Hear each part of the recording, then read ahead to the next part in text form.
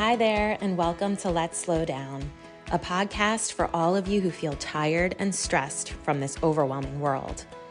Here we'll have fun, inspiring conversations about living life on our own terms and explore ways to ease the pace of our modern world, because life really is good when you're relaxed enough to be present for it. I'm your host, Anne-Marie Stolting, and I welcome you to this space where I hope to inspire you to slow down, because life is too short to let it go by in a blur. So take a deep breath, relax, and enjoy the show.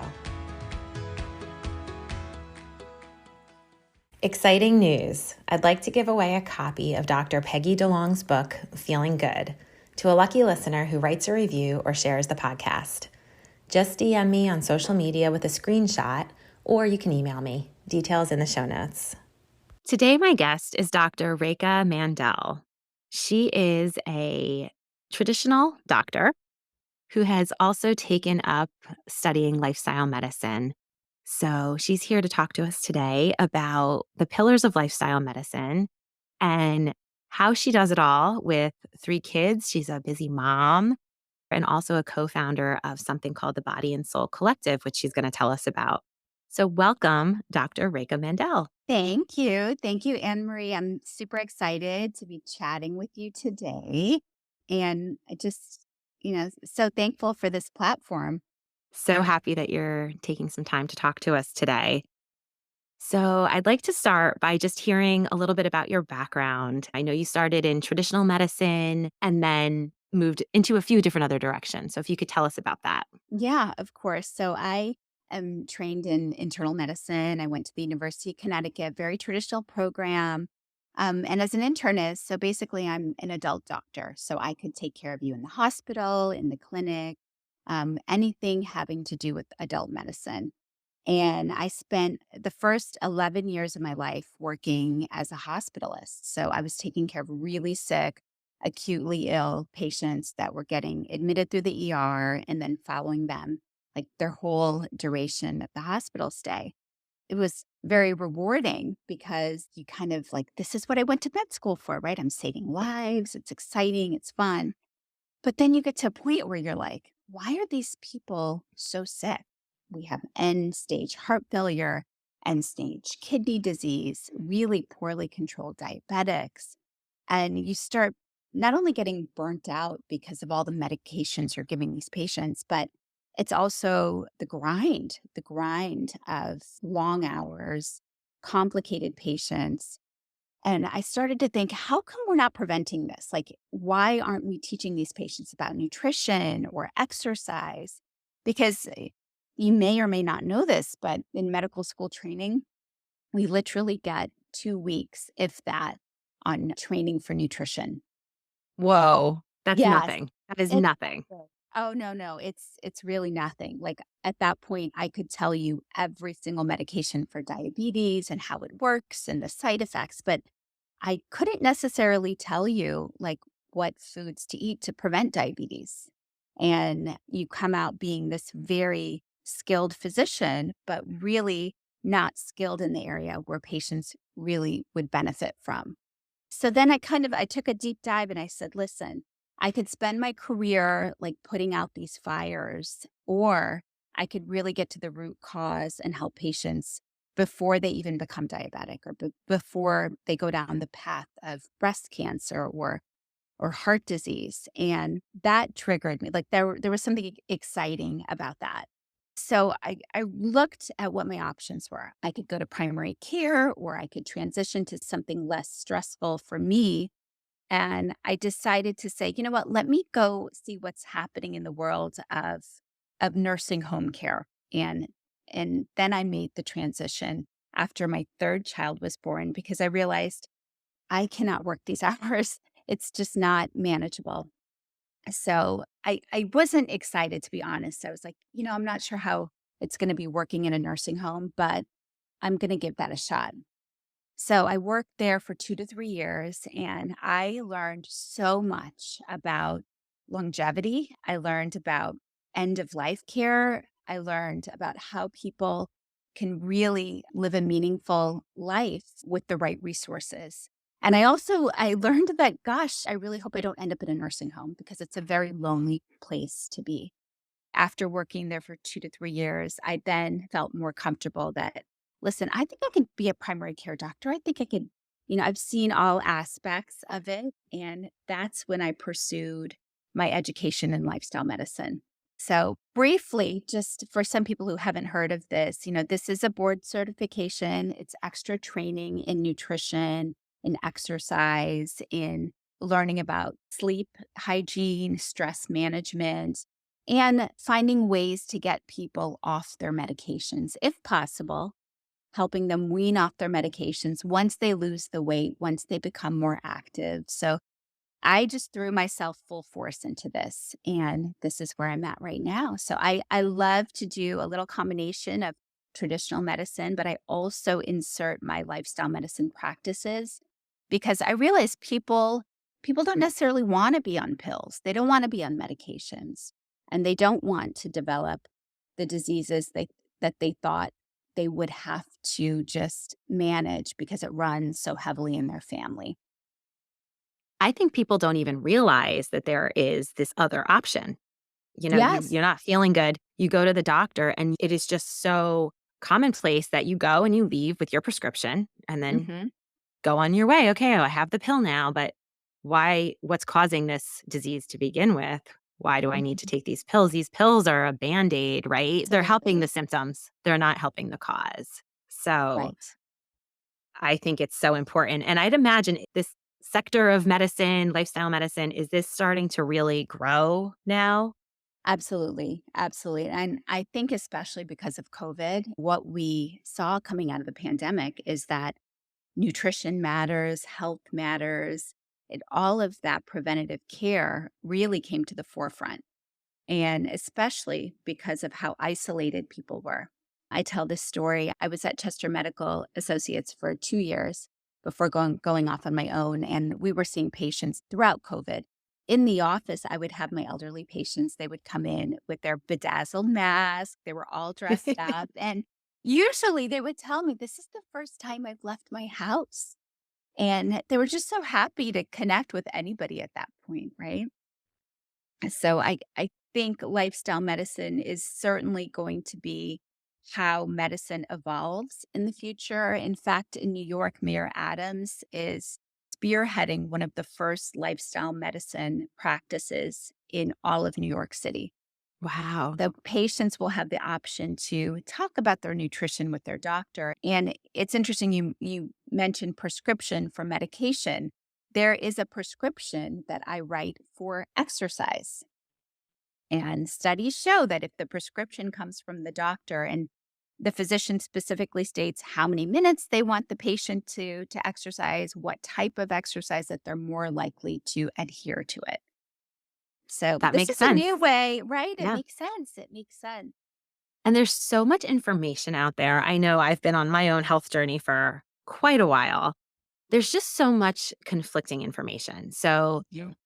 I think it's great that we're going to start being able to see more MDs that we know and trust that we can go make appointments with and talk about all of this stuff. Cause I've gone to a lot of different practitioners and I'll say, like, hey, I'm willing to change my diet. I'd rather not take that thyroid medication. I want to learn how to control this through lifestyle and through what I eat and my stress.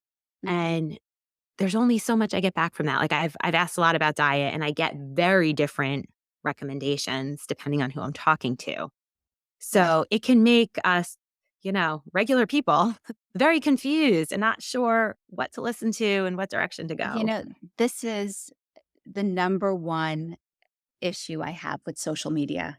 And I think right now you have people on TikTok, on sites like Goop. Nothing against Gwyneth Paltrow. I think she's a great actress, but I think you have to really hone into where you're getting your medical information. Make sure that these are doctors. They're not, nothing against acupuncturists or chiropractors. I mean, everybody needs to play in their lane. And I am very much so evidence based. I will only recommend something that has data behind it. And I do not believe in fad diets. There are a lot of people that want to look for that magic pill or that magic injectable, whether it's Manjaro, Wegovy, Ozempic, all of that stuff has its place in medicine. But I think if your foundation is not strong, none of this is going to work. None of this. So, of course, lifestyle medicine, it's kind of what your grandmother told you to do, right? Get out there, eat fresh food, exercise, don't eat processed foods. We've known all of this for a long time, but now that we're making pillars that we follow and we adhere to, it makes it a little bit easier, a little bit more manageable. So, if you'd like, I can review those pillars with you. Would Um, love it. yeah, so let's just jump right into this. And when I Okay. see a patient for a lifestyle medicine consult, the first thing I want them to do is that, listen, I am your advocate. I am like your let's say captain of the ship. I'm going to help you navigate these pillars, and I want you to do this as a family. If you've got a husband, if you've got children, it's really good to get your whole family talking about these pillars so that you can heal and grow together. So the first one is to eat whole food, plant-based diet. Okay. So what I mean by that, it doesn't mean you have to be vegan. And I just want you to be plant forward. So the majority of your meal, your plate, should have fruits and vegetables. You have a little bit of protein, a little bit of good multigrain carbs. That makes for a good meal. So we try to push that. All of the long-term studies support patients eating whole food, plant-based. Okay. Number two, regular physical activity. Now, I strategically do not say exercise because people hear that word and they're like, "Ah, Yes.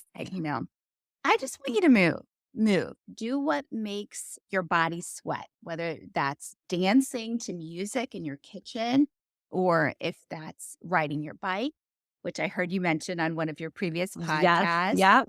Yep. Or playing tag with your kids in the yard.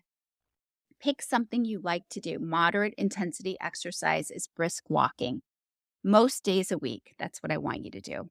Is there a Uh, certain amount of time, like, per day? So let's say we're doing the yeah, brisk walk, like, they say what's 30 effective? minutes. Okay, 30 30 minutes. minutes. Number three, adequate sleep. So this is a whole topic on its own, but getting at least as an adult 7 to 8 hours of good restorative sleep is very important. So when I say sleep, make sure that it's built into your schedule so that you're not getting to bed and then all of a sudden the kids are asleep and tell your husband, hey, let's go binge a show, for a half an hour. Let's just, connect over a show. No, I don't want you to do that. I want you to make the commitment to get those good 7 to 8 hours. Number four, stress management, which is the most important and the most meaningful way that you can help all of these pillars is to identify your triggers for stress and to really focus on ways that you can personally bring your levels down. And I'll talk about that in just a little bit when I give you hopefully some hacks for some of these pillars. Yes, for sure. Um, Number five, avoid the use of risky substances. So that's alcohol, that's smoking. It doesn't mean you have to never drink alcohol again. It's just you have to be mindful about the quantity of alcohol you're drinking and when you're drinking it. And but smoking, I am anti-smoking all the time. No smoking, no vaping, none of that. And finally, the most important pillar that I think is social connection.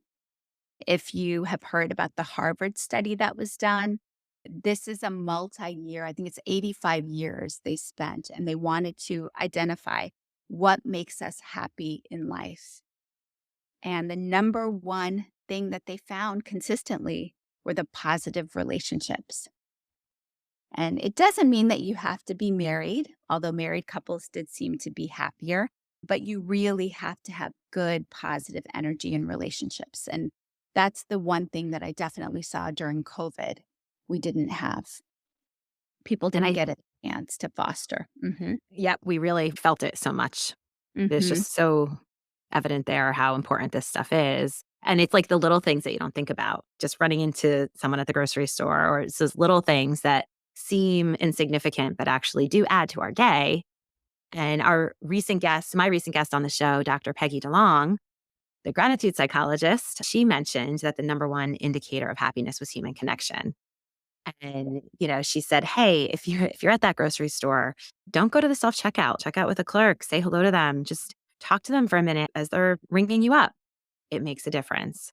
And I've been trying to do that, and it does really make a difference. Not that I didn't believe Right. her, but I'm just trying to make these things, add these things to my own life, and you leave with a little more of a smile. So, it makes a Yeah, difference. that's excellent advice, especially for our teens who are so in their phone all the time. Yes. Yeah, it's good to practice that. And it's all about practice, right? It comes down to habits. The more you practice interacting and being social, the easier it's going to get. And the more that the brain connection and she mentioned also in her podcast with you is so important. All of these pillars are the foundation is habits and how do you change your habits? And we can do that. We can change. We We have that can ability. definitely we have the ability. Absolutely. Yeah, that's Absolutely. something like so I know you said you're gonna talk about hacks, which is perfect.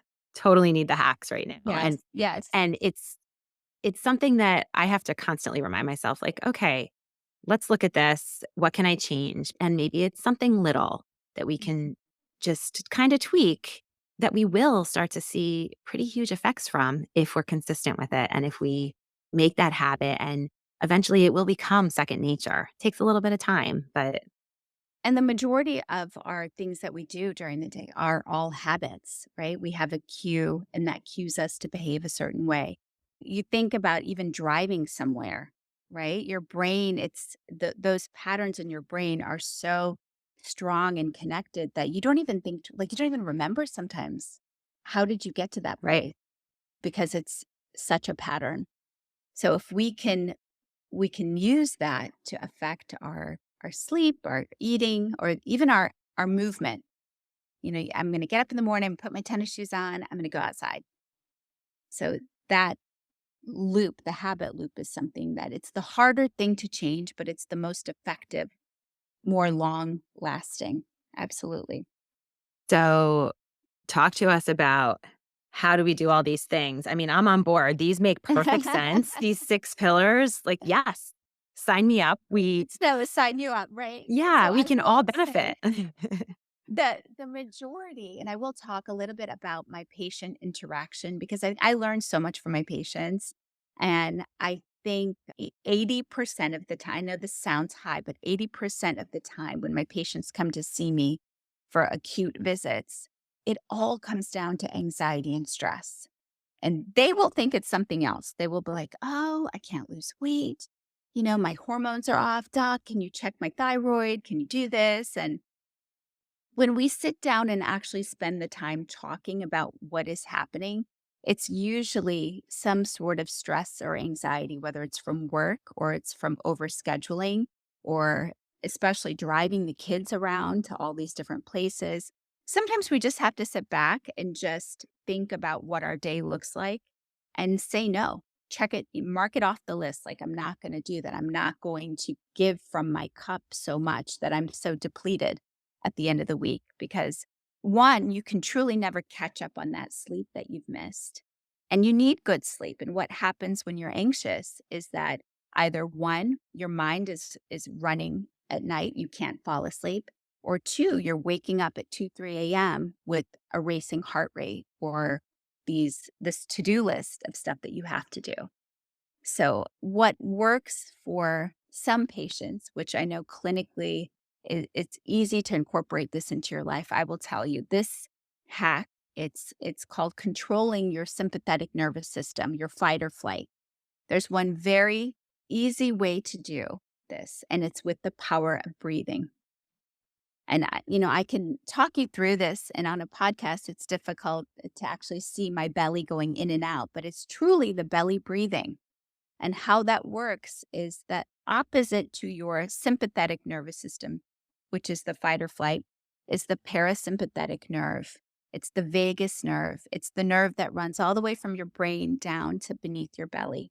And when you do that belly breathing, so take a deep breath in, and if you can make your belly fill with air, you will stimulate that nerve, and your heart rate goes down, your respiratory rate goes down, and you will feel an overwhelming feeling of calmness. So I usually have patients who tend to have anxiety and stress. I have them incorporate this in their day. So I tell them, if you're feeling that this is coming on, lie down, get grounded, get on a yoga mat, and I want you for 5 minutes to just belly breathe. And this seems to help them throughout, get through the day because we can't Sure. avoid these stressful periods. Right. But the number one thing I think people can do is try to control the stress and anxiety. And I do want to just reference, I've had two people that do breath work, both on the show Oh, in previous episodes, excellent. and I have to look Mhm. back so that I can reference their episode numbers, but I will do that in the show notes for anyone listening because they both provided a short little mini breathwork session as a follow-up bonus episode. So if anyone's Oh, finding that's this beautiful. interesting, they can go back and listen to those right now, right after we're done, with this episode. You can go listen to those and have a little breathwork session because I've done it. I did Mhm. it with them on the show, but I've also done some breathwork privately, and it's really a game changer, and it's something that's always like, we have it with us all the time. We can Oh, do it in the it's car. free. We can Yes. do it at a meeting.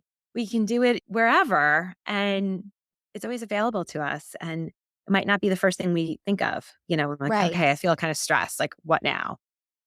Well, So, people are so used to popping a pill. right, I'm going to take right, my Xanax. I'm going to take my melatonin, or, they have ideas, and that it's not sustainable. right, Not right, so.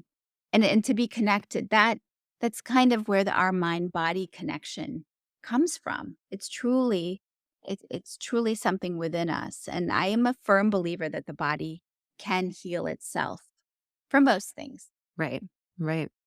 Love that. So that's something super easy that we can all do right now. Yeah, yeah, absolutely.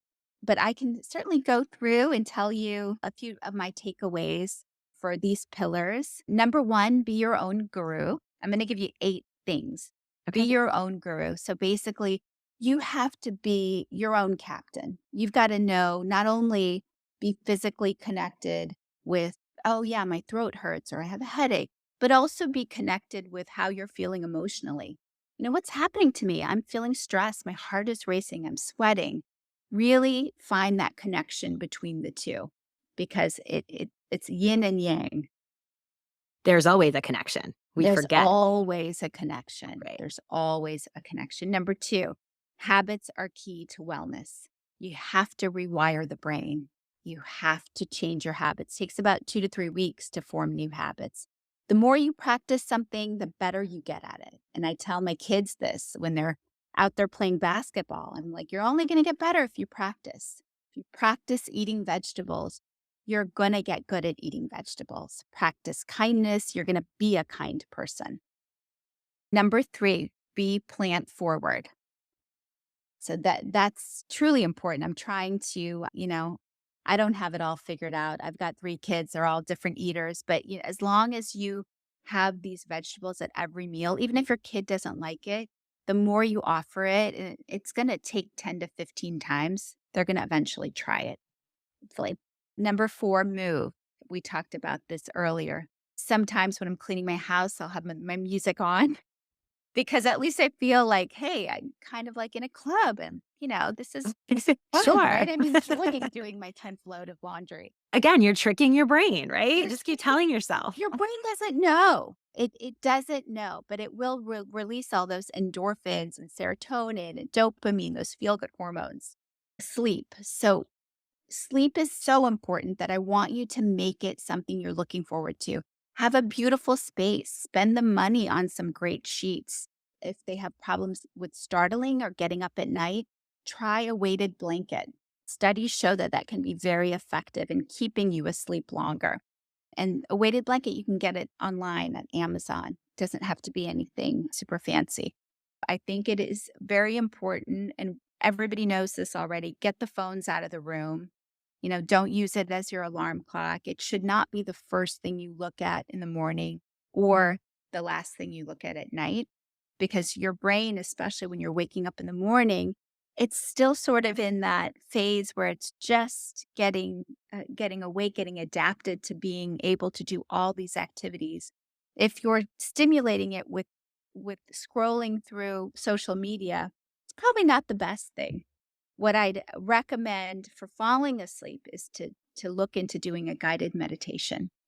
Meditation, some people know this, but it rewires the brain. It really does change.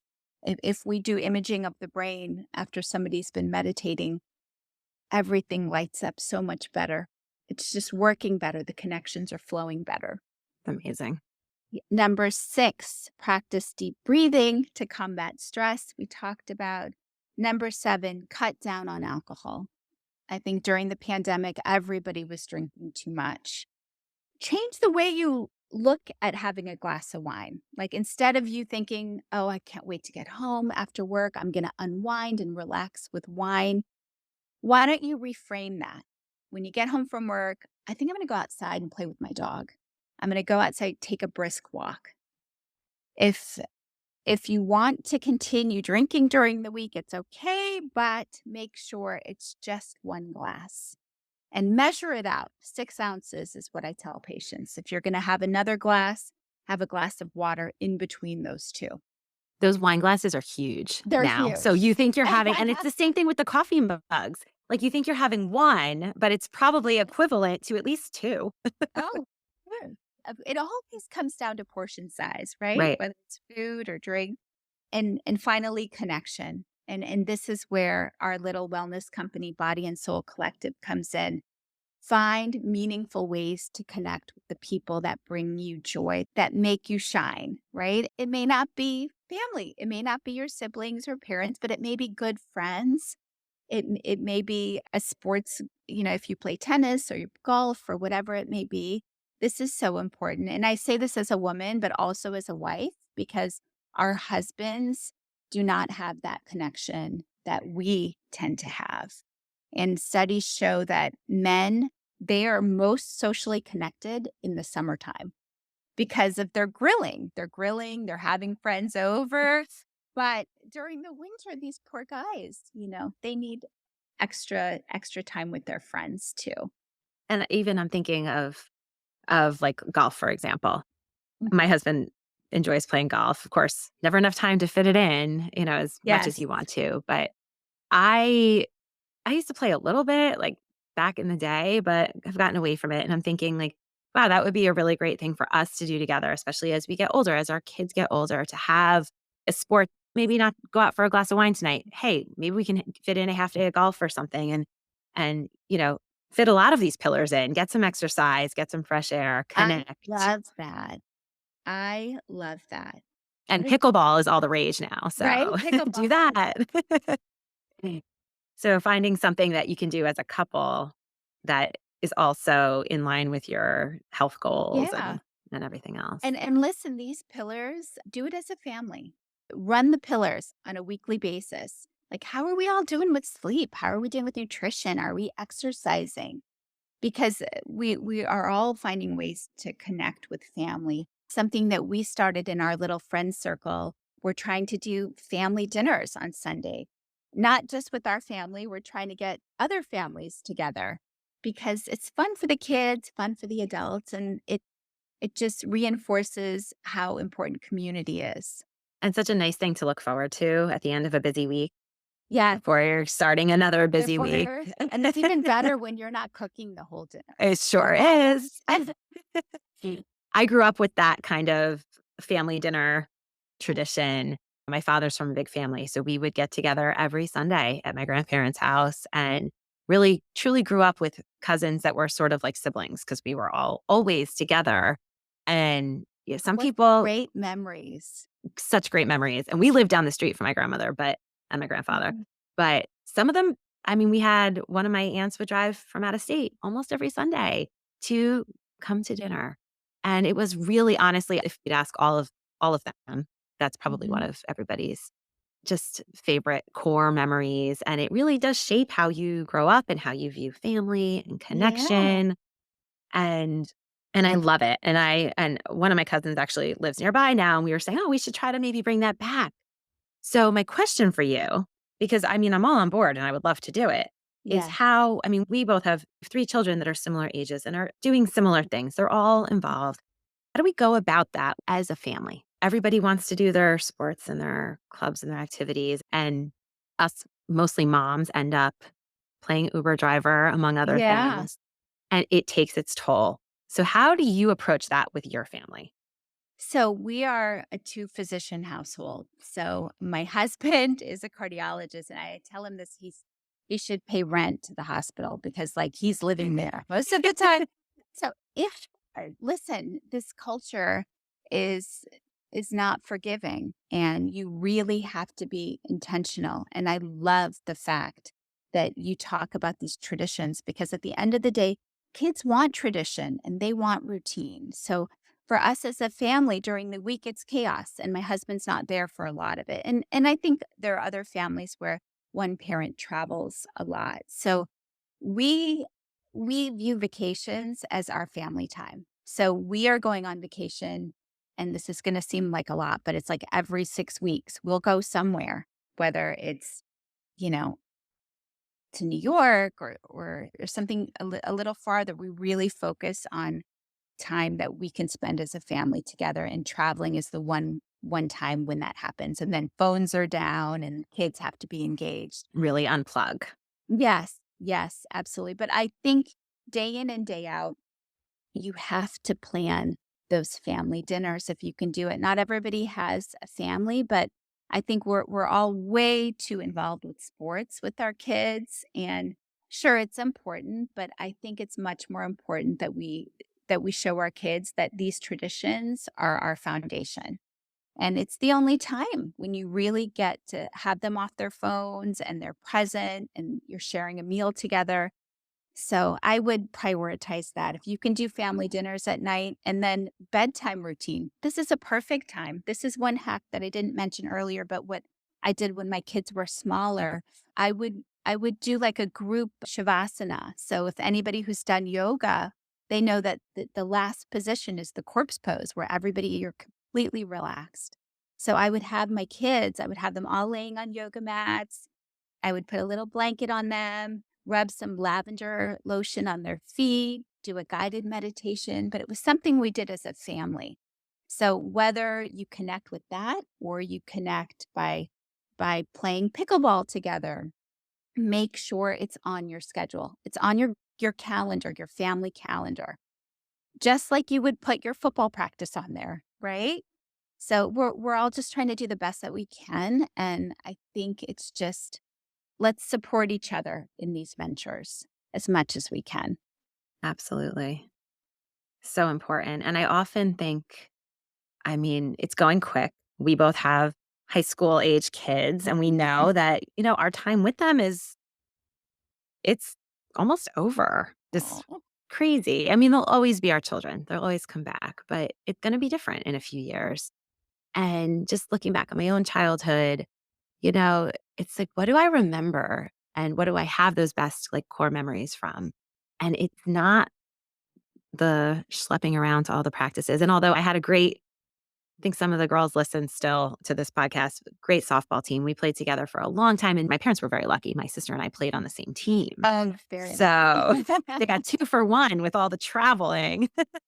But they great group of people, great group of girls. We had great coaches. We were so lucky.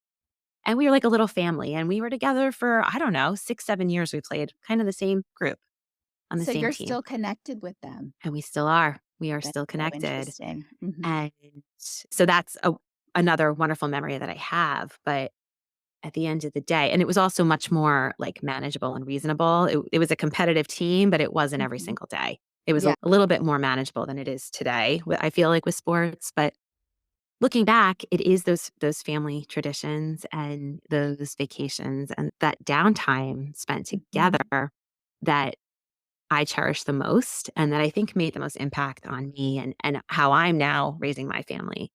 So I try to think about that with my kids. Like, I don't want them to look back and just remember running around all the time Yeah. and just They feeling won't remember frazzled. that, feeling frazzled, and that's why your podcast, the title is perfect, "Let's Slow Down."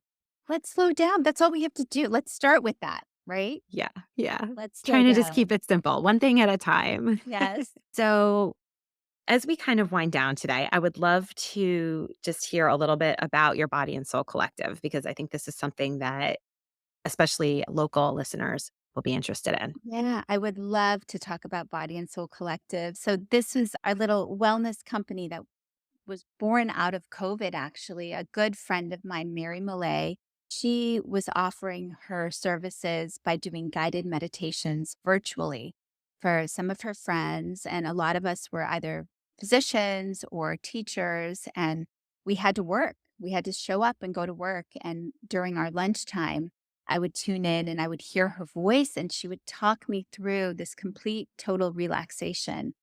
And I just can't tell you how I looked forward to that during the day. And I told Mary, I said, listen, after this pandemic is over, we need to collaborate. You are so talented and your energy is so important for healing.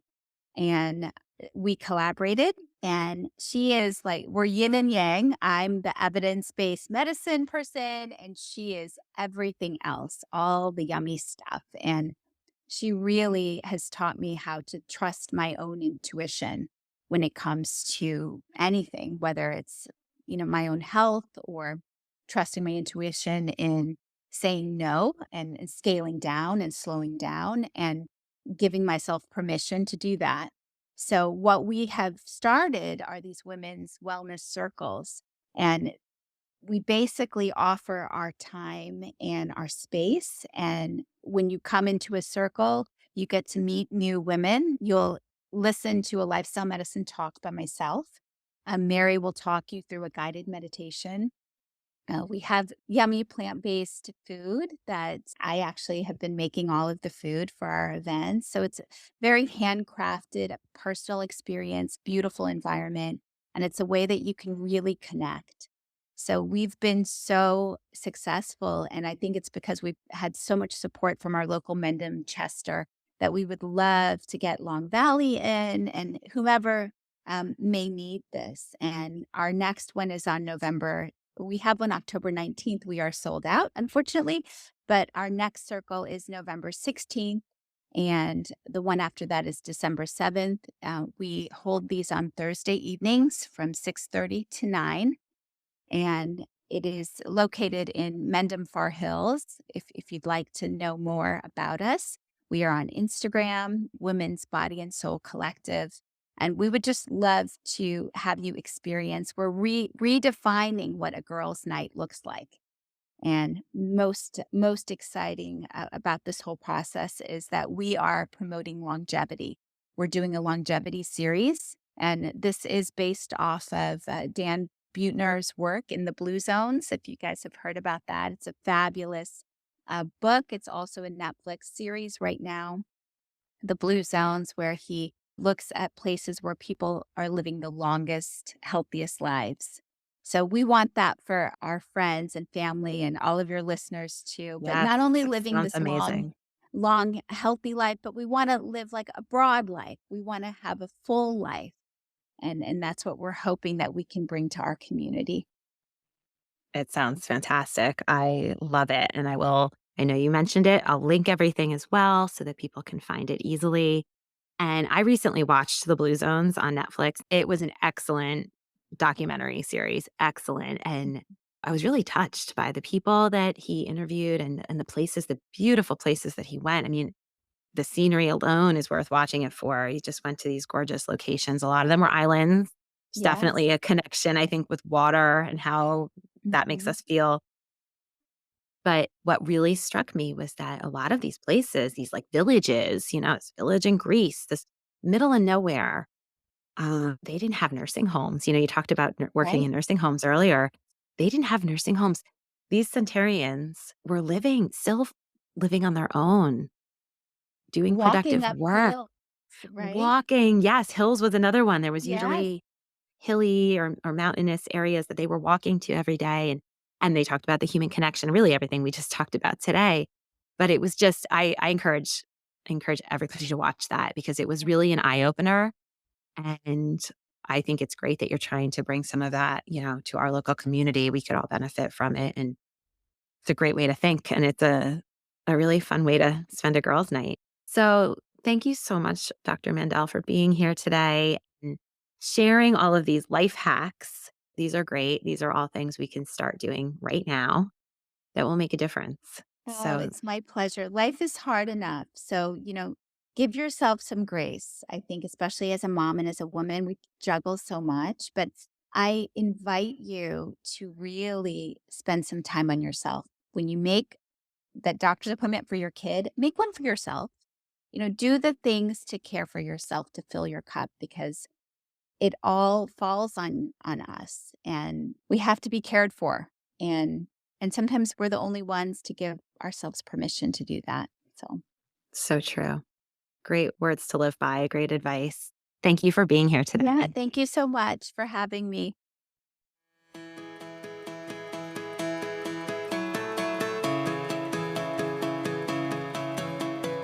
I hope you enjoyed today's episode and have been inspired to slow down and start living life at your own pace. As a brand new podcast, your listener voice matters. If Let's Slow Down is resonating with you, please take a minute to leave a review and rate us. Subscribe to the show wherever you listen and share it with friends. Remember, this is a process, so go easy on yourself. Be gentle and take all the space you need to thrive because the world needs you to be at your best, to love and serve others and yourself.